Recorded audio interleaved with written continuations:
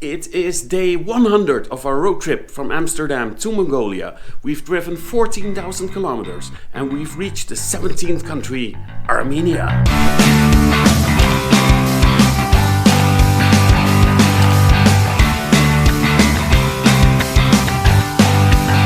Armenia, what can I tell you guys about Armenia? It's a small former Soviet Union country in the south of the Caucasus, south of Georgia. There are actually more Armenians living outside of Armenia than inside of Armenia because a lot of Armenians left because of the Armenian genocide, which Turkey is denying, and because I'm still going to Turkey, I actually shouldn't be calling it a genocide. But here we are. And if that isn't enough, their national symbol, Mount Ararat, which is allegedly where Noah's Ark landed, and of course what they call their cigarettes and brandy, because that's what Noah's Ark was all about, I guess. But the mountain is actually located nowadays west of Armenia, in Turkey. On the east of Armenia, things aren't much better because since their independence of the Soviet Union, there's been a lot of land disputes and conflicts with their neighboring country, Azerbaijan. And mainly their history is just more tragedies, like an earthquake, killing 60,000 people in the late 80s. And if all that isn't enough misery, the one thing they're known for nowadays is the Kardashians, who are of Armenian descent. Really, Armenia cannot catch a break. We are currently in Yerevan in what is probably the most fun Airbnb I've been in a while. I mean, just look at this place, it's amazing. It looks like I've time traveled. It reminds me of that movie Goodbye Lenin. If you haven't seen it, watch it, it's fun.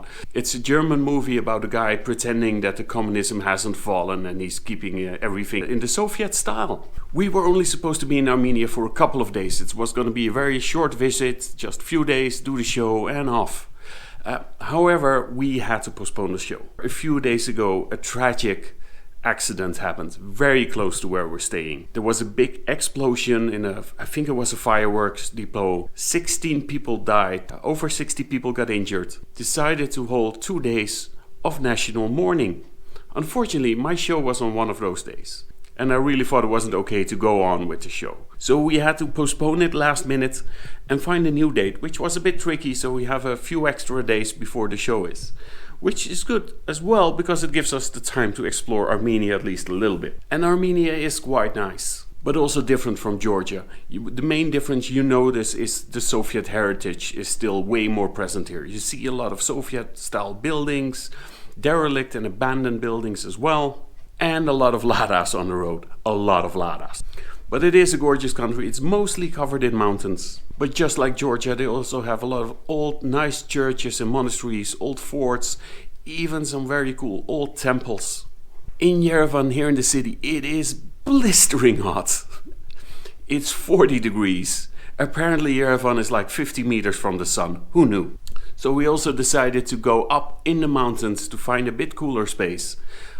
Went up to over 3,200 meters on a bumpy, rocky road, and it was very remote. The only thing there was a weather station with a meteorologist who was very bored and lonely, insisting on us getting drunk together, which was fine, apart from the fact that it is the most shittiest wine I've ever tasted. And shitty wine and altitude causes for massive headaches. Yerevan itself is quite nice, actually I'm pleasantly surprised with Yerevan. They really love fountains in this city. The city is packed with fountains. And there are a lot of Soviet-style old buildings, big buildings. But they really turned the city in something nice with like the dancing fountains and also nice pieces of art in some places. And I have to say the Armenians themselves are absolutely lovely, really nice people. English proficiency is slightly less than in Georgia. But they're absolutely lovely. Now let's see if we can turn any of this into something funny on stage. I've learned a lot since I've been here. For instance, I never knew that Yerevan was only like 20 kilometers from the sun. It is. I wasn't bold when I got here. It just burned. It evaporated. It caught fire while I was walking down the street. That's amazing. I also never knew that in one of those Ladas you can actually fit 7 families. It's amazing. But I'm fascinated in how you guys give everything the name Ararat. Like beer, cigarettes, bangs. Your penis, I'm sure, is like... Armenian guys, be honest, give me a cheer if you've called it Ararat. Come on. I know it happens.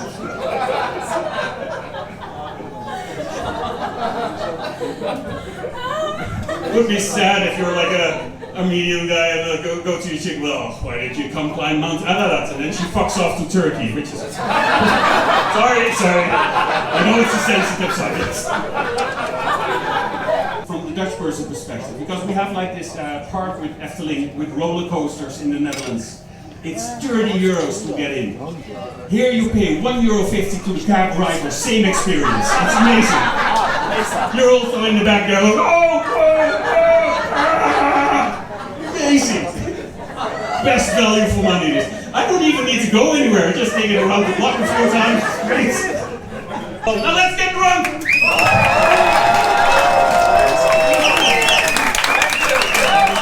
That was actually a really fun show. I was a bit worried about this one, because this was a free show, so people didn't need to buy a ticket, they could just walk in, which is nice. But the problem is you also get a lot of people there that are not there for the comedy show. They just want to have a drink at their regular bar and their regular night out. And that can be very disturbing for the show. And in all fairness, for their regular night out, me doing comedy there and shouting about poop is also disturbing. You know, so it's not an ideal situation. But this case, it worked out fine.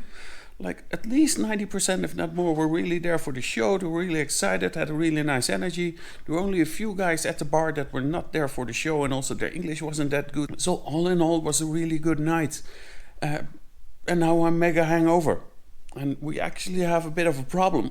But I'll explain that when this hangover is over, because this is horrible. We are starting to have some troubles with the route. So far, it's all been going great. Smooth driving. The biggest issue we had was that we accidentally drove into a militarized zone and some bears on the road. But before we departed, I already said it's gonna be a challenge to even make it to Mongolia. For a whole list of reasons. So first, let me take you back real quick to our original plan, which dates from the beginning of February, before Russia became a dick. Because what we were gonna do is we were gonna drive up through Scandinavia, then down to the Baltic states, and from Lithuania we're gonna go through Russia all the way to Mongolia. 2 weeks after we decided this, Russia became a dick and invaded the Ukraine. But we had two alternative options. Through Eastern Europe, through Turkey to Georgia, and then from Georgia we had two choices. One, which was the coolest one, but also the long shot, is go down to Armenia, Iran, and then go up through Turkmenistan, Uzbekistan, Kyrgyzstan, Kazakhstan, and then through Mongolia. However, I knew this was going to be the long shot because it's a country that's very hard to get into, and right now they're still closed because of COVID. So I knew there was going to be a long shot, but maybe things would open up because they have a new president. Maybe things would change. But right now we know they're not going to change. It's not going to happen. However, we had a second plan, which was more likely. From Georgia, we go to Azerbaijan, take the ferry to Kazakhstan, and then drive to Mongolia from there. Now, when we departed Azerbaijan, the land borders were still closed.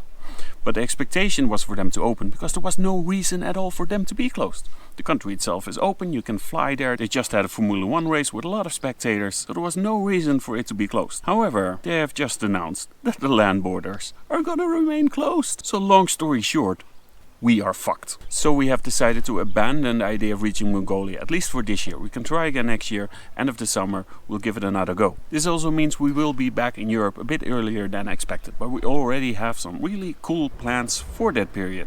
So do stay tuned and subscribe to this channel if you haven't subscribed yet. And of course, give us a like, because for every like, a hamster will get his wings. Honestly, it is a bummer, but you need to be realistic. How important is it really that we reach Mongolia to tell some silly poop jokes? By the way, I never wear hats because I always think that when you're a bald guy wearing a hat, it looks like you're trying to hide the fact that you're bald. But I'm starting to realize now, a good reason to wear a hat when you're bald is because the sun is always trying to kill you.